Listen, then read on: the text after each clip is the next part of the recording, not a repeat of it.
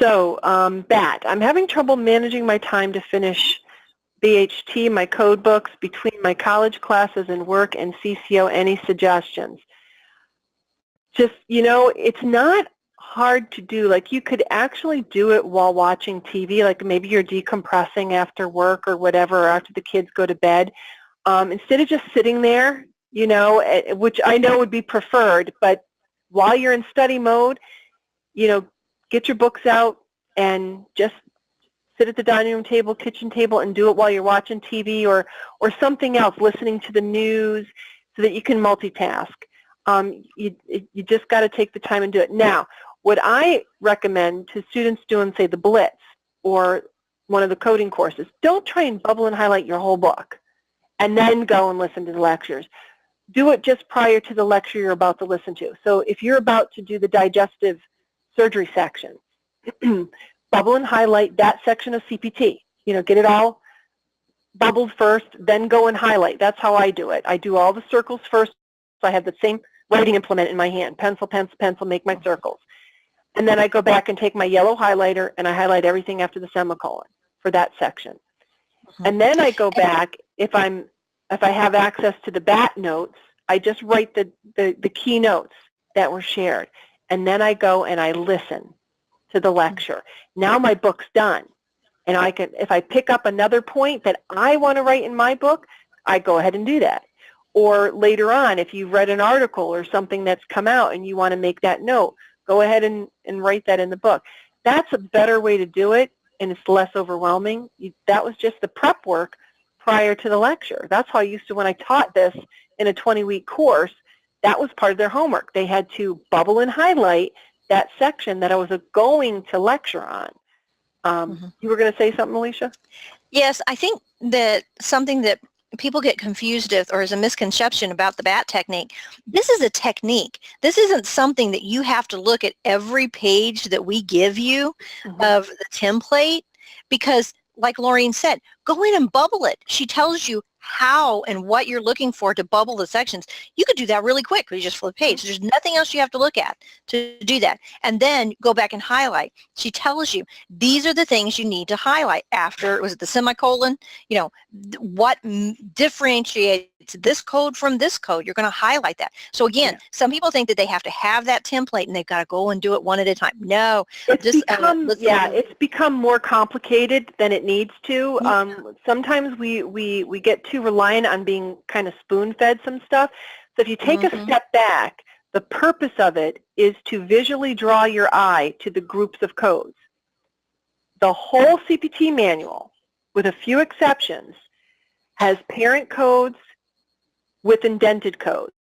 Sometimes it's just one parent code. That's called a standalone code. So you don't bubble it. You don't draw a circle around it. But any parent code with any indented codes, you draw a circle around, including any parenthetical notes at the bottom of the group, and that's your bubble. That's your grouping. Right. They're all the same. Parent code with indented codes. You don't have to see how I bubbled it because they're all the same. Parent code with bubbled codes. So if you just do that without trying to look at a copy of my manual, you'll go so much quicker.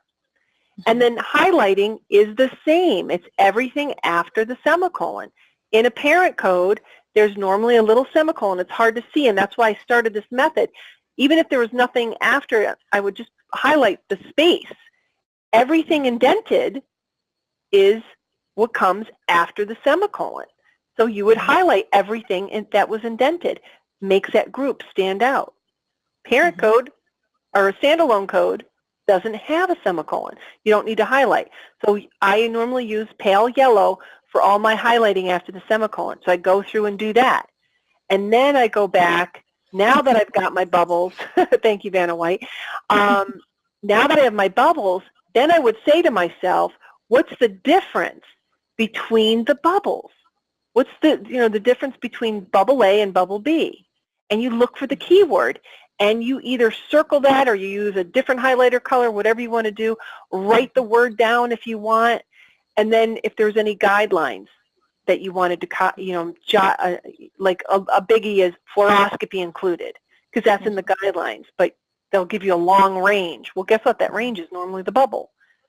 So Right. that's all you need to do. But what this has turned into, because I got the bright idea to make a video of my manual, so I wasn't, giving a copy of my manual, because that is a clear violation of copyright, but I would videotape it.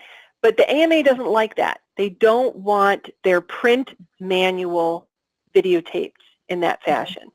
So we're no longer doing it that way. We just want you to use a technique. So what we did for last year, when AMA asked us to stop doing that, is we came up with an artist rendering where they would say, okay, generally on the upper right-hand corner of this page would be the bubble, and this is what's that was very, very tedious.